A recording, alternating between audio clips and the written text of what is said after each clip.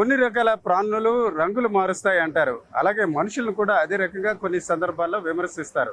ఈరోజు చూసుకుంటే సముద్రం, ఇసుక గురించి కొన్ని రంగులు ఉంటాయి. ఇసుక చూసుకుంటే బంగారు వన్నెల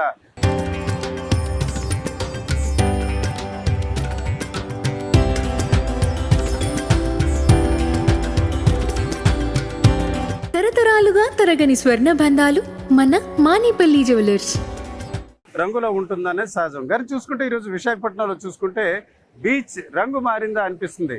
ఒక రకంగా సముద్రం రకరకాల అంశాలని మనకి చూపించే పరిస్థితి ఉంటుంది.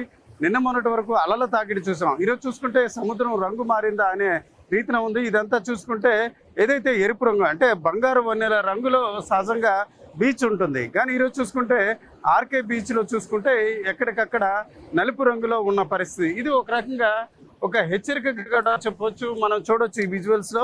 వాస్తవానికి ఆర్టీవీ ప్రతి అంశాన్ని తెలియజేసే ప్రయత్నం చేస్తుంది. ఇదంతా ఒక రకంగా విశాఖ నగరంలో బొగ్గు రవాణా సహజంగా జరుగుతుంటుంది. ఆ బొగ్గు రవాణాలో భాగంగా ఎక్కువగా కొంతవరకు కాలుష్యం తీవ్రత అలాంటి అంశాలు ఉంటాయి. మరోవైపు చూసుకుంటే ప్రధానంగా చూసుకుంటే దీనికి సంబంధించి కొన్ని రకాల ఖనిజాలు కూడా ఉండే పరిస్థితి. ఇందులో చూసుకుంటే కొంత మెరుపుగా కొంత మెరుస్తున్న అంశాలు కూడా మనం గమనించవచ్చు. ఏదేమైనప్పటికీ విశాఖ బీచ్ రంగు మారిందా అనిపిస్తుంది.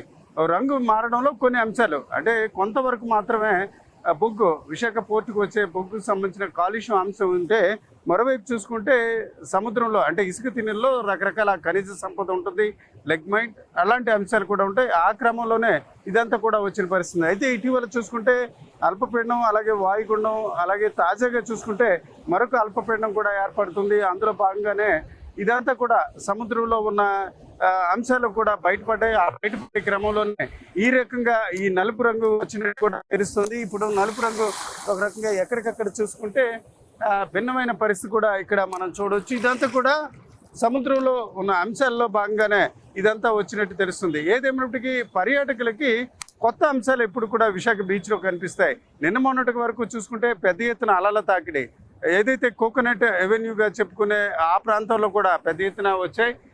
మరోవైపు చూసుకుంటే అలల తాకిడి తగ్గిందనేసరికి ఈ రకంగా సముద్రం ఒకసారిగా నలుపు రంగులో మారింది. మన చేతిలో ఉన్న పరిస్థితి కూడా చూడవచ్చు ఏ రకంగా నలుపు రంగు. ఇది వాస్తవానికి సముద్రంలో ఉన్న పరిస్థితుల రీత్యా ఇట్లాగా నలుపుగా రంగు మారినట్టు కనిపించినప్పుడు కూడా ఇది భయపడాల్సిన పరిస్థితి లేదు. ఏదేమైనప్పటికీ విశాఖ తీరం మాత్రం భిన్నమైన అంశాలు పర్యాటకులకి అలాగే సందర్శకులకి విశాఖ నగరవాసులకు అందిస్తాయి.